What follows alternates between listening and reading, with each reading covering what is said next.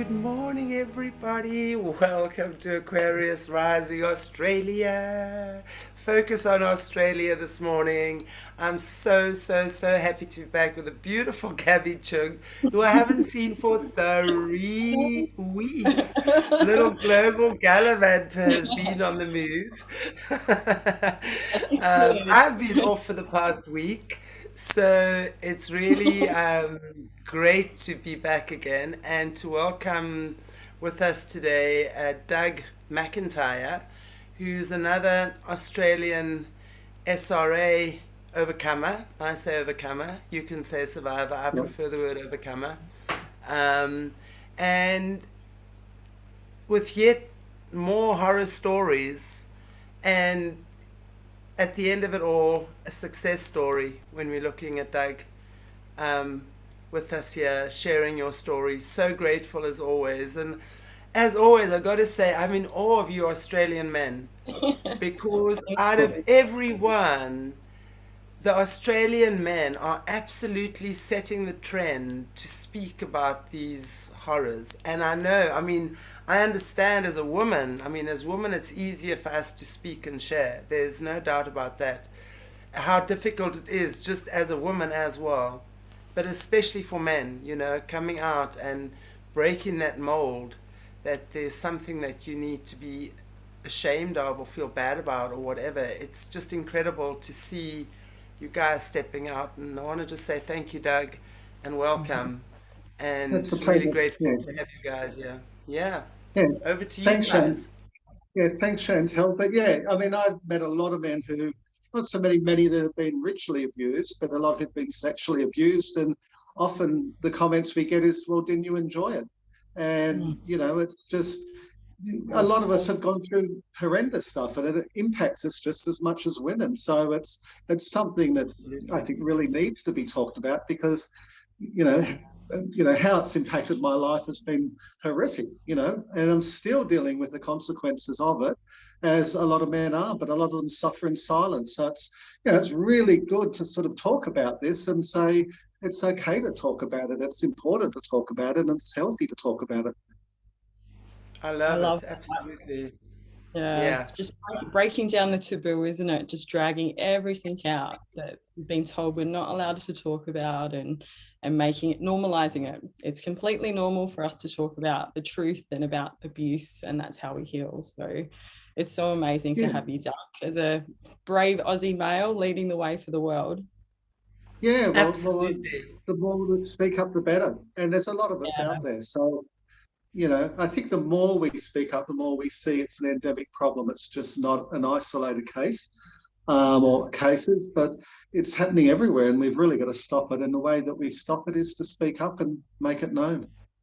So true. And the media would definitely paint it that way as well, that it's just a one-off isolated case. And, from what we've seen over the months before, me and Chantelle and Morné interviewing Australian survivors, a lot of the men is just how similar these stories are and how hugely organized the networks are. And I know in your case as well, Doug, just, the real complexities of the criminal injustice system and how much it really holds survivors back as well. Oh, totally. And I've gone to the media repeatedly, and the moment they find out what my history is, the door gets slammed in my face. They just disconnect from me. They won't continue communication. I've gone to the police when I first started having. I've always had memories of sexual abuse, but when I started getting the ritual abuse memories, I was incredibly traumatized. And I went to the police, and they traumatized me even further. So it was, I had this expectation that, going to, the law, that, they'd be there, they'd support me, they'd give me support services, they'd encourage me. And instead, they did everything in their power to bring me down. And it was a real eye opener. And I'm still trying to, get them to hear me, but they just keep, sabotaging me every way they can. So, a lot of people ask, why aren't we speaking up? Well, we're trying to. We're trying to get traction. We're trying to get action. We're trying to get, things happening. I was always worried my father would be abusing other children, and that was my main concern. Instead they went and gave him taxi driver's license and a security license to work on trains. So, you know, it's very frustrating. Yeah, and I think that can be such a big shock to people when they're learning about, you know, how organized these networks are of child abusers and ritual abusers. Is, you know, the questions are things like, you know, haven't you went to the police? Haven't you went to court over this? And what the general public don't understand is just how much these systems are stacked against survivors and how re-traumatizing it is, because they basically act as gatekeepers, just shutting survivors down, re-traumatizing them, silencing them, you know, in some cases even victimizing them, like police rocking up at people's houses, court orders being put on survivors. And it's like, well, what's actually happening to the abusers? It's nothing. It's a really shocking state of affairs at the moment in Australia and all around the world. It really is. Sorry, go on, Sorry, Chantelle. carry on, Doug. No, carry on. As I say, in the 1990s, the government launched a program called Operation Paradox, and they had widespread radio coverage. I'm not sure if it was on TV, but anyway, all about if you've been sexually abused, to speak up. And I was one of the people who rang up, you know, as part of that program. But as Gabbi says, it was a gatekeeper program. It wasn't there to give us action. It was there to find who we were and to silence us. And it was horrific, the amount of survivors who rang in onto that program who actually got targeted and silenced, you know. But it was all, you know, I think they were realizing people are starting to speak up. But yeah, it was really, really bad how it was all handled. And I ended up going into the homicide squad in my state of New South Wales. I had a police officer who, in the federal police, who backed me up, and he got me in to see the homicide squad. And they, you know, first thing they did when I turned up was, you know, told me the guy that was meant to see me was at the morgue, and the morgue that he was at was the morgue that they took me 2 years ago to see my brother's dead body. And then I hop in the lift, and then in the lift, you know, another officer hops in, and the one who I see grabs him between the legs right in front of me, you know. And then we get up to the office, and, you know, he says, oh, well, we need to hypnotize you. And, you know, if I got hypnotized, that's the end of my testimony. So there were the constant things like this, and they thought it was a huge joke, you know. Meanwhile, I'm totally traumatized by remembering everything and coming in to get help, and, you know, end up going home even more traumatized. Wow. That's such a good example of how deliberate the re-traumatizing is of survivors. Like, just for an officer to be grabbing another officer in that manner in front of someone that's just come in to report ritual abuse. How disgusting. Intimidation tactics, the way I see it. But you know what I say now, what I see, I mean, and we've had our channel now for a year and a half. And when we started just a year and a half ago, there were so few people speaking up compared to now. And it's amazing to see how many people are aware of it now compared to 2 years ago, never mind 10 years ago, never mind 20 years ago. You know, I remember Fiona Barnett's was one of the first people I ever heard speak of this, and that was probably about a decade ago. I really don't remember how long ago, but it was in that vicinity. So I had heard rumblings of it before, but to sit and listen to someone speak about these things was a horror of horrors for me. But I believed it, you know, and many people don't believe it. Many people suffer still from the cognitive dissonance. They think people like us are fighting the fight and they can just carry on their lives. And that's not the way it works, you know. People don't want to hear it. They don't want to see it. And it's good people that just can't imagine that this is going on. And the more people that are stepping out, like yourselves, makes it impossible to ignore. So, well, for a lot of people, it really upsets their sense of normalcy in society, or their sense of safety. Totally. So I've had to be careful because, you know, years ago I would, you know, close friends would say, what's the matter? And I'd be up front and say, well, this is what's happened. And they'd look at me like I was crazy. And eventually I'd lose the friendship because they couldn't come to terms with the fact that these things happen in our society. So I've had to be very careful what I say and to whom I say it to. One, that I don't traumatize them. Two, that they're capable or resilient enough to hear it. But it's, you know, for like Gabbi and myself, this is our, you know, horrifically our norm, you know, so we can depersonalize, we can disassociate to deal with it. But for a lot of people, it's incredibly confronting. Yeah, indeed, especially when you didn't even know it exists, you know. Yeah. But I would love to hear your story, Doug. Maybe take us to the beginning. Okay. How it began for you. Were you, it sounds from what you were saying earlier on, that your father was molesting you. Were they in the Yep. cult? Or, and yeah, talk us through that from the beginning. Okay, so I was born in Sydney, Australia. The family I was born in was, you know, incredibly dysfunctional. Both my parents were very damaged human beings, if I can say that, and they're both still alive, and I don't have contact with either of them at the moment um, because of my own safety. My father started killing people as a teenager and has, I would call, a serial killer. And the police have been given all of this and they don't want to do anything with it. He And some of the, started, sorry, he started killing, or maybe was he killing all of the along and he got discovered then? And what well, happened? well, How this did is, this happen? well, well, this is only the ones I know of. So his nickname was the Phantom, and so he used to go to parties with his mates who were in a gang. The first one I know of, and this is just through people in my family who've told me this, was he went to a party, King hit a guy from behind and then disappeared, and the guy uh, was killed as a result of the King hit. Um, you know, another time he was staying with his eldest sister, um, and in the morning the kids got up and she was found strangled under the bed.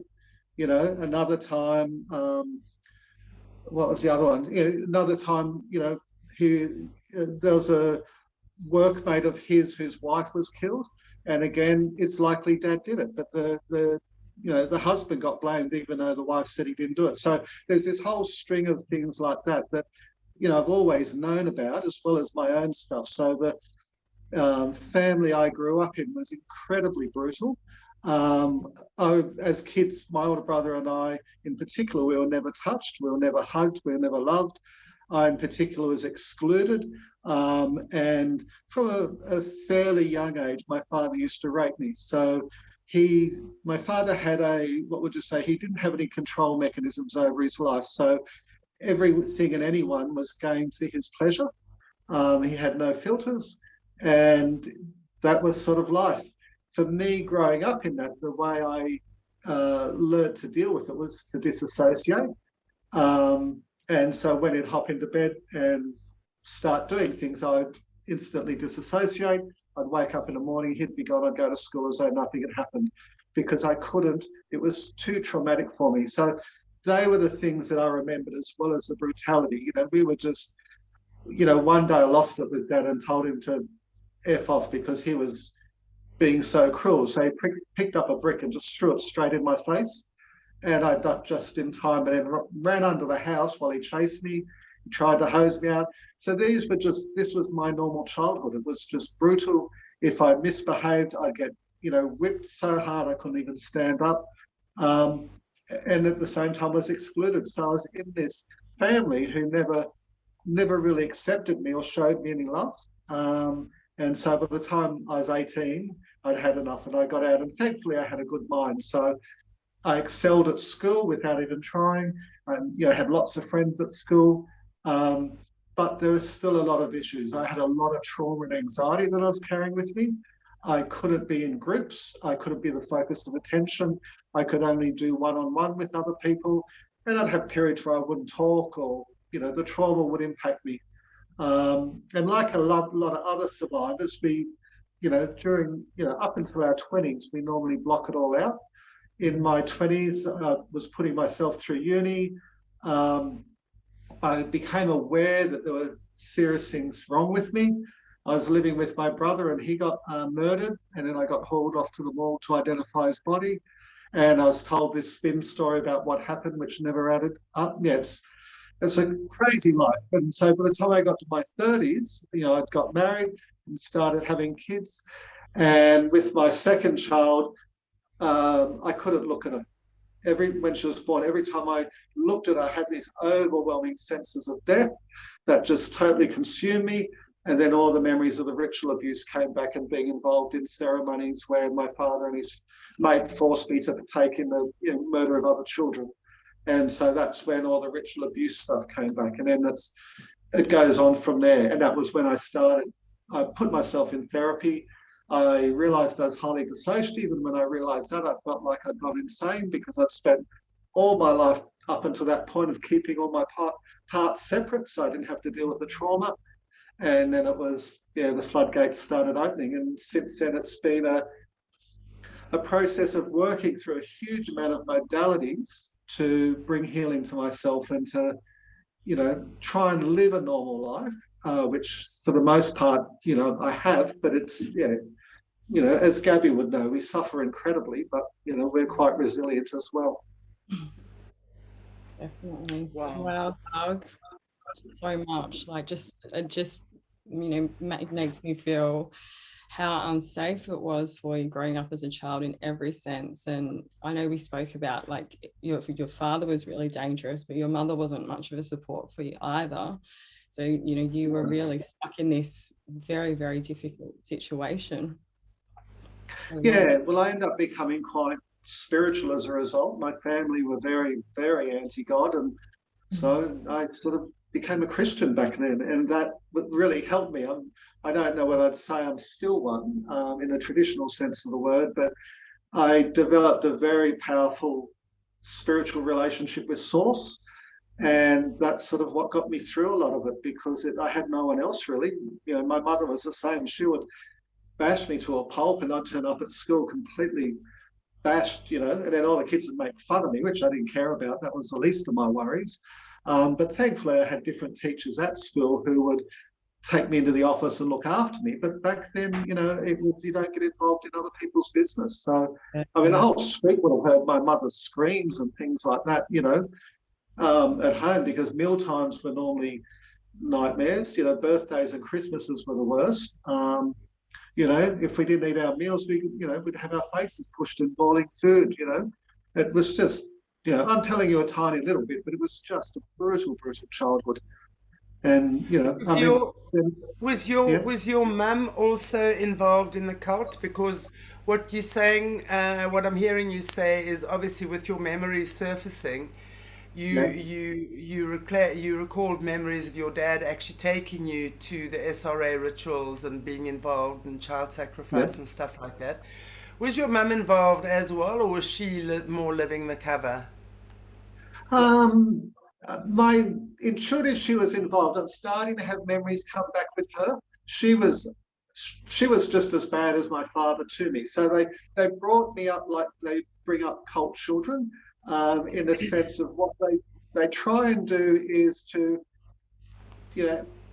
break that bond that you have with your mother, so there's no bond there at all. So she was just ruthless with me, and we were very, very poor. Often we didn't have food or electricity. My father worked and earned a good income, but he just spent it all on himself, and his clothes and his appearance, and he'd be sleeping around everywhere and whatnot.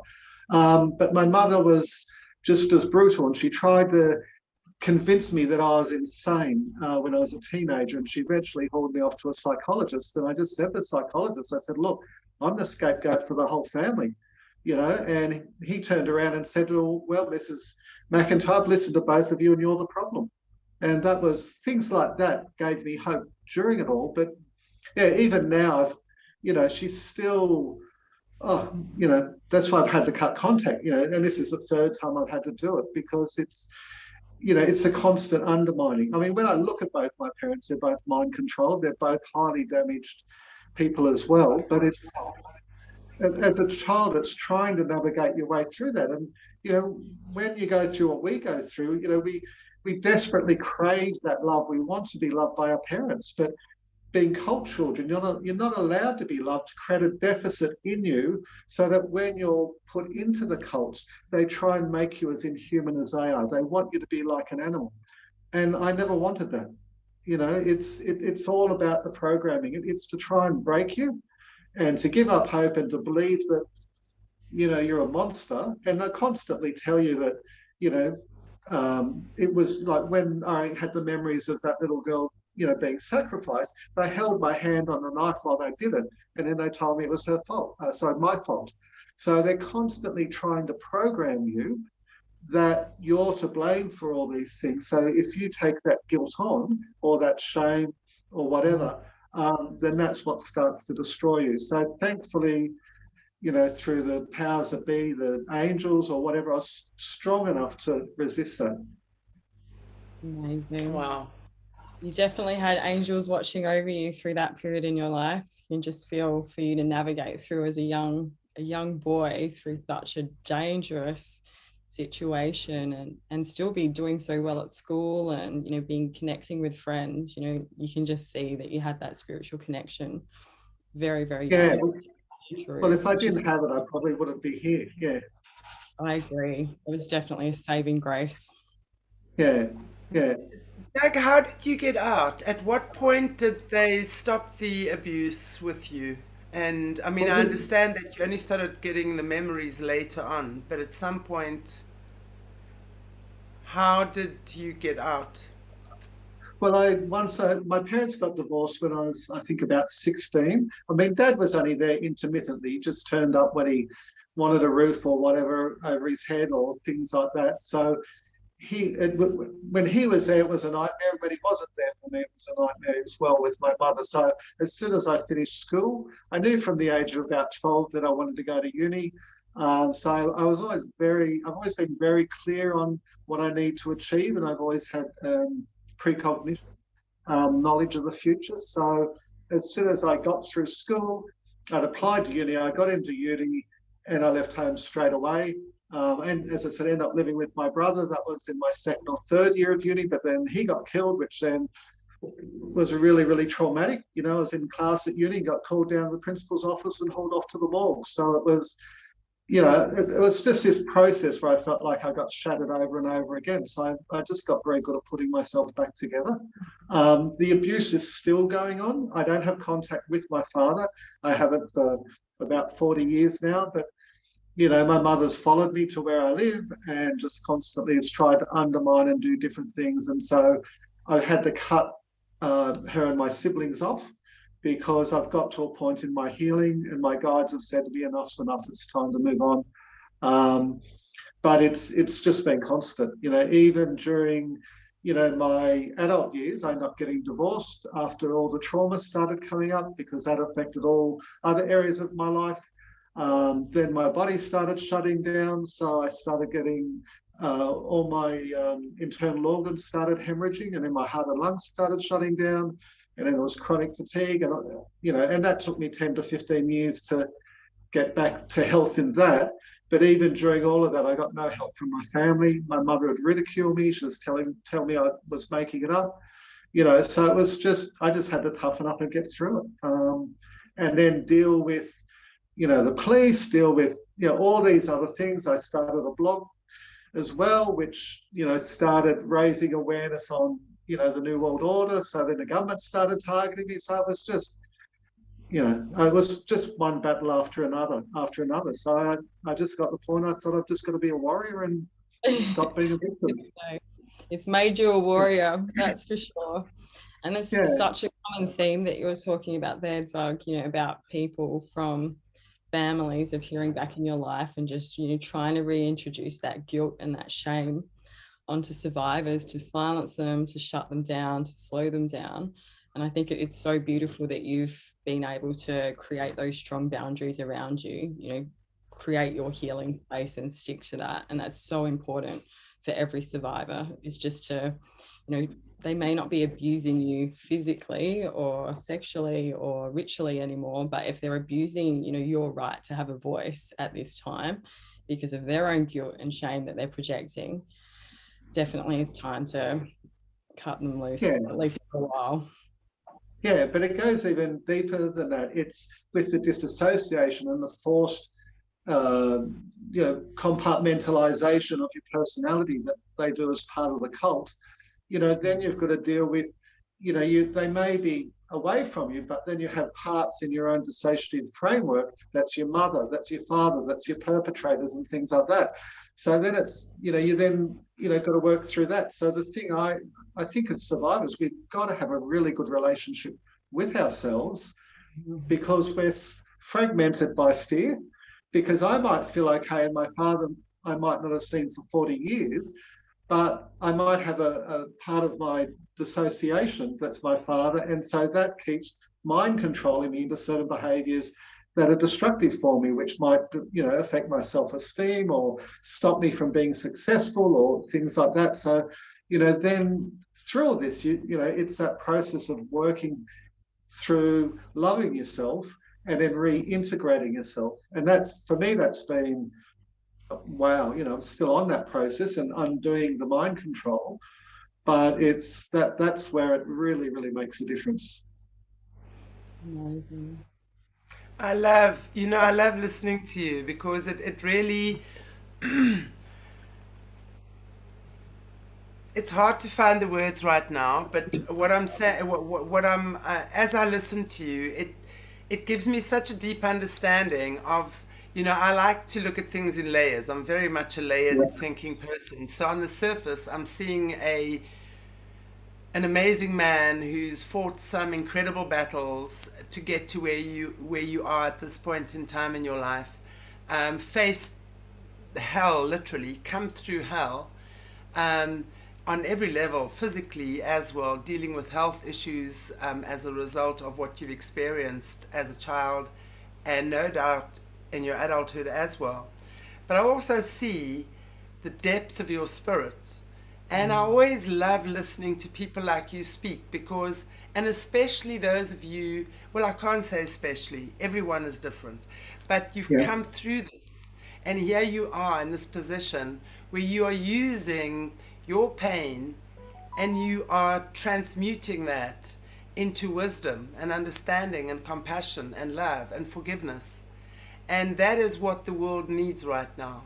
So I want to say to every person out there, if people like Doug, if people like Rachel, if people like Jessie, if people like Gabby, I could name thousands of others, can forgive and transmute and come through experiences wiser.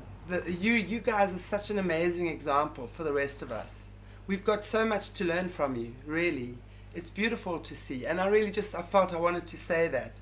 And not just to you two sitting here, but to every survivor out there, every overcomer, every person who's been through this kind of hell and who's actually sharing their stories and facing the mobs who still accuse us of being conspiracy theorists and tinfoil hat, whatever. I must wear a tinfoil hat. I like it. I think it's quite cute. But we might just start a trend. I like my hats. I think we'll start a tinfoil trend. But yeah, For me, it's really beautiful. Through incredible tragedy, and if I just leave it at that, it's a tragedy. But if I learn from it and I use what I've learned to help others, then it's no longer a tragedy, but a victory. And, I want a life that's a victory, not a life that's a tragedy. And it's, thankfully, I've always felt loved by God or Source or whatever you want. And that's been a real stable thing for me. I actually went off and did Bible college and was a minister for a while and did all sorts of things. But then I couldn't fit within the confines of the church because, again, it was another power structure. And, being a overcomer, I have, control issues. I don't like being part of power structures, but big authority issues, yeah. Oh yeah. Gabby, put your hand up as well. Don't think you know. I was the naughtiest kid at school. I got straight A's, but I was just like, this place sucks. Well, and it just doesn't work. And like I came into the church after I'd had all these spiritual experiences, and when I turned up at the church, I'm like, what the hell is this? This is not what I expected it to be. So I really struggled with it. And there are many lovely people in the church, but there are also other people who, I've really clashed with, and things like that. So it's just, and I think when you've been through what we've been through, we don't fit in any segment. It's when you've been raped by your own father, for example, that affects your sexuality, it affects your identity, it affects, sometimes I don't even know who I am, and I've Yeah. had to The, learn to become comfortable with that, because it's just, it's not so much what you go through, but how you respond or interpret what you go through. And I've had friends who've been raped who now have issues with their identity in terms of they feel that they were raped because they're meant to be a woman. So, it really messes different people up. And I'm not saying all people are like that. I've got friends who are transitioning and that's right for them. But I'm just saying when you go through not just sexual abuse, but ritual abuse, it, it sort of taints everything, yeah. and you don't know who you are, some days or lots of days, Well, that's really the objective, though, isn't it? That's part of their DID, Yeah, is that you don't have that understanding of your connection to the two beings you're supposed to trust the most, your mom and dad. So the child, as a youngster, immediately you don't have that foundation. So what I love about you is through that is that you are able to connect, even though you didn't have that trusting foundation in your home environment, but you were able to connect to your source, to God, the Creator, through your yeah, trauma. And that is what gave you your wisdom and your understanding. I think of getting through this because at the end of the day, we have to. I don't care what your denomination is. I'm not a religious person. I think there are many different ways to worship God. And I think every person does it in the way that is right for them, as long as there's no harm and injustice that is occurring during this. I'm good with that. So for yeah. me, it really is about understanding that you have to have such a strong spiritual connection to God through these times. That's the one thing I've learned and understood, especially, is that every person that has come through this has really established that connection, which is an amazing thing. Yeah, I think Well, it's I very think powerful. one of the things that people don't realize with ritual satanic abuse is they actually beyond the physical and the sexual abuse, what they're trying to do is to use children to access the other realms. So children Absolutely. up until about the age of 6 have memories of past lives and things like that. And I have these weird memories of being forced into other dimensions as I was being ritually abused and things like that. And that was, that's ultimately what they're wanting. And how I understand it, like I look at my father who's a psychopath, and one of my or survival mechanisms was to try and psychologically work out my abusers. So I'd study their faces and things like that as a way to try and feel safe. But what I've noticed with my abusers is every time they did something bad, they would become less and less human to the point they had no humanity at all.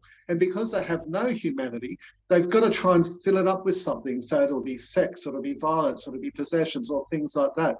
But they become so devoid of any sense of caring. Like for me, I mean, when I had my kids, it was just to hold them was such a joy. But I never got that from my parents, and they rob themselves of these incredible beauties by going down the path that they're going. And they become even more dissociative than what, survivors do. I'd watch my father, he would do a Yeah. horrendous act and then he would disassociate as though he'd never done it. And then he'd go off and do it again. And it was this ongoing pattern like that. And he's a total mess. Well, yeah, I can absolutely get that. It's that whole possession, as you say, that you're not present in your body. The spirit, the soul is not there. There's something else that's most certainly taken over during that time. But that's what it's about, right? Their soul, All the so that these demonics can use their bodies for these horrific acts of violence. That's Yeah. not human, though. And No, but they're full of fear. And often, I think, when we choose love, we're the victors because, my perpetrators spend their whole lives looking over their shoulders, wondering when they're going to get caught out. And that's why they desperately have to have the positions of power. They desperately have to be at the top of everything because they're too scared otherwise. They're not safe in this world, and they're not safe because of what they've done. Yeah. So, And so they don't gloat. yeah, there's Sorry, something Gabby. oh no, I was just going to say in follow-up to that as well, because I so agree, Doug, that soullessness, that they've lost all of their humanity, they've lost everything they potentially came here for and came with. There's just this real jealousy and hate for, we the victims, we've suffered at their hands. They've done everything they would and wanted to do before, we could even defend ourselves. And yet you see it in them, your perpetrators, like later on in life, like they know they can't have what we have refound, despite how much they tried to cut us off from source and how much they tried to shatter our souls. They can't have this. And it's not that you want to pity them, but it's a very, very sad way to go. And I think you were saying this, Doug, it's probably going to take them a lot of lives to come good. I imagine they'll come back for a while as like a blade of grass, something really simple that they can't muck up. Well, they may come back and have done to them what they've done to others, but it's just, I've really tried to reach out and help my family and do things for them. And, I've done things that have changed their lives in such a good way. But as you say, the more I help them, the more jealous they get of me. Yeah. Isn't that part of the programming though? One thing I'm noticing, I'm learning a lot as an observer. I'm one of the few that I'm this salt of the earth farm girl. I have no idea that these things even existed. I'm one of 6. My parents were married for 56 years before my father passed away. So this, I've always been very open-minded. I was born with a gift of seeing into other realms and what have you. So I've always understood this stuff. It's no stranger to me. And that's why I think it's been a very easy process for me to get involved with this because I know that it's there. Just the depths of this has been horrific. What I'm learning as well now, especially now, is how many children in our generation, because I'm in my 50s, and the generations, especially younger, and particularly in their 40s now, I'm finding, okay, I'm not saying that is, but just the people I'm connecting with, that they've been programmed as kids, and literally to be set off, triggered at these end times. So I'm finding it's very possible, I think, that could be part of the programming, is that dividing, getting families to fight against each other. You're a liar, you have no idea what you're speaking about, you're crazy, get out, you're causing trouble. So all of this, playing on these things all the time. So I'm wondering what you'd say about that, just from your understanding. Do you think that is at play here as well? Well, when I watch modern media these days, like movies and things like that, and I don't watch a lot because to me that's a lot of programming as well. Because people are watching all this violence, and as I watch it, I can see my dissociative parts react to it. So what they're trying to do is forcing people to disassociate through violence in movies. So rather than forcing one person to disassociate, they can do to millions or billions. A mass thing. And then, yeah. And so what they do is they then put fear, they've got to instill fear into your personality system so you're scared to do things. So if you watch a horrible movie, your instant thing will be to recall, you go, like that. And that's a natural defense mechanism, but they're abusing that natural defense mechanism to instill different programming. And I think that's why they were so successful with COVID, was because of all of this, And for me, it's just, and sometimes I find it's music as well. It's the same thing being played over and over and over and over again. So it's just, it's, to me, it's, they've experimented on us as kids, but they're using those same things for the masses. Absolutely.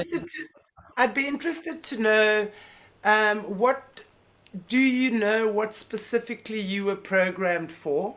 We speak to a lot of the other survivors, and some of them are programmed to be super soldiers, others assassins, that type of thing. Do you know why specifically you are being targeted? I'm not sure yet. I'm still working through my memories. As I said, I've gone through quite a few modalities. I worked with a psychologist for a while who was absolutely brilliant. Um, I've done psychotherapy. I've done a lot of my own reading. I've done somatic work. I've done all the plant medicines as well. Every different modality has been a help for me, but there's still deeper and deeper things that I'm coming to terms with. So I'm not sure, because I just cut them all off and followed my own path. Yeah. So yeah, It would seem to me from what you're saying that they were actually using you for something, because if they were forcing you into other dimensions and stuff, you were obviously had some kind of a mind skill that they were utilizing. Um, well, just as just interesting to observe. Interesting to well, observe because I'm trying to look at the bloodlines of both my families, and the trauma and the abuse isn't just in my generation; it's in my parents and my grandparents.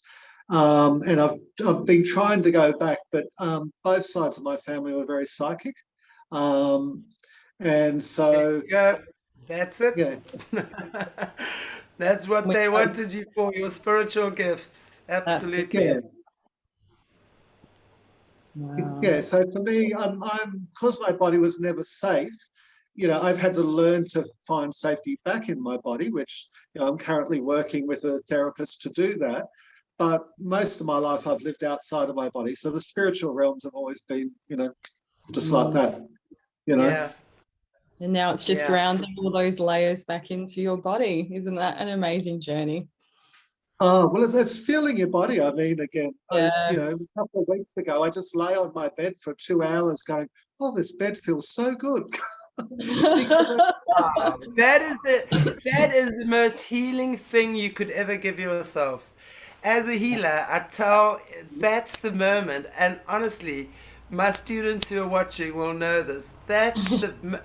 Just to sit and be and breathe into your yeah, body and appreciate this magnificent vehicle. yeah, Wow. yeah, That and it's is that beautiful. is the most healing thing. Yeah, absolutely. But one thing, and I've talked to other survivors about this, often in the pelvic region, we cut that off. So Yeah. we don't feel, and I'm working with what's called a sexologist at the moment, and that's what we've discovered is I can't feel between my tummy and my thighs because of the trauma.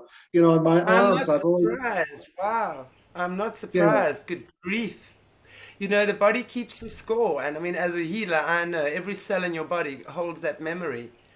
And it's all about just releasing and understanding, whatever. And it's amazing what you're doing because of the awareness and understanding how the body has protected itself. And it's such an amazingly intelligent vehicle, right? Our bodies. And they oh, are so protective over us. All they want to do is protect us. And we yeah, treat them but often so badly. So, but yeah. they keep the trauma. See, I've done all the cognitive work, Yeah.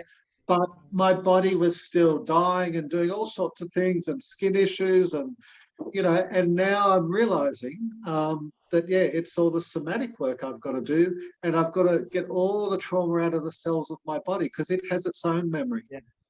Yeah, and Absolutely. and it, and it might sound light to a lot of people, but I'm starting to feel my body for the first time in my life. It's only taken 60 years, but I'm getting there. Yeah. I know the Wow. exact feeling. Like I feel like I walked through my 20s completely numb, probably until I was like mid-30s, and I really started healing my sexual trauma that I knew about when I was 11. Wow. So it's such a different feeling coming back into your body. And I've noticed now I'm processing more and more of my memories as they come through each time. It's just like I can feel parts of me coming back in, often when I'm meditating or stretching or just laying out in the sun. I'm just like, whoa, that felt like a brick coming back into me. Where have you been? Wow. Yes, Yeah. sometimes it's very, very present. But, I have memories of, like, I remember at one stage as a child, you know, disassociating different parts of my body. So at one stage, I couldn't see. It was too traumatic what I was seeing. And I've always remembered disassociating from my eyes. So my eyes turned into tunnels and I regressed all the way right back into myself. At other times, it was like my body doesn't feel safe. So I would leave my body as a child because I couldn't feel it anymore. And like you say, or I'd do it to different parts. One of the control mechanisms was I would grab my arm. And so I have issues with my skin there because I cut off the nerves and the circulation to my arms. And so now what I'm doing is working with those dissociative parts that are related to different parts of my body and working through the somatic process as well as the cognitive process and saying, you start to touch, or like Peter Levine gets you to do the tap and, start to feel that, but then to feel the connection between the two. So it's an incredible journey when you haven't felt it before. Absolutely. Wow. I love it. So do I. I so love what you're telling us today, Doug. And I see we're just about out of time, yeah. So I would definitely want to please invite you back again for a future interview, and even to come and speak with us on solutions with Aquarius Rising Africa, because I think what you're talking about is absolutely my language. The healing of the body, the understanding the blockages of the body, transmuting that trauma, alchemizing it and turning it into love and understanding, really, at the end of the day, because that's what needs to happen. And I see that's clearly what you're doing. So I would it'd love be to. wonderful, to chat about that and to tell people what can help them. Because if Yes, I'd had these resources when I was younger, I would have healed quicker. absolutely. The titration, how to apply brakes and accelerators to what's coming up in your body. I mean, there's so many things out there to help people. Absolutely. Wonderful. So Wow. wonderful that therapies and modalities are coming forward rather than the old traditional system that was, very much just supporting the other side. There's so many beautiful ways for people to heal now. Absolutely. Yeah, It's it's really exciting. amazing. Mm. Very. I want to say thank you, Doug, so much for joining us today. Pleasure.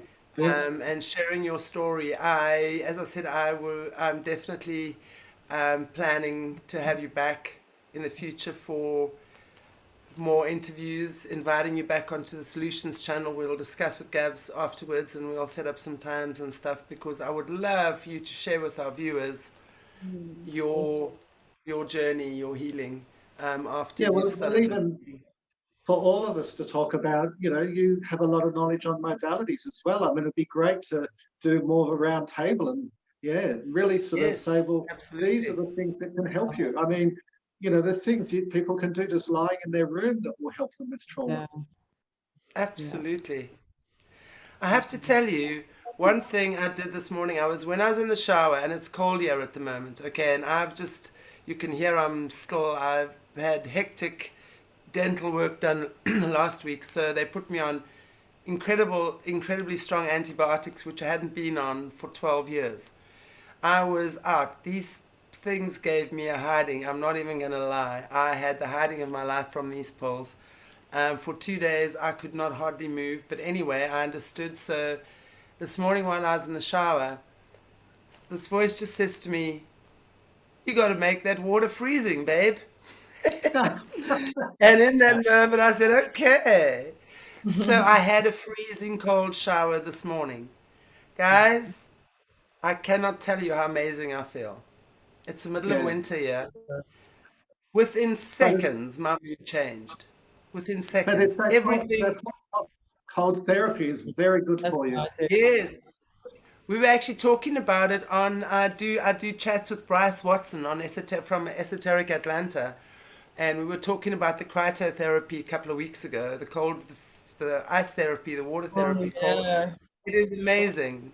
So I decided to give myself my own little cryotherapy this morning in the shower. It Yeah. worked very well, I have to tell you. It was incredible.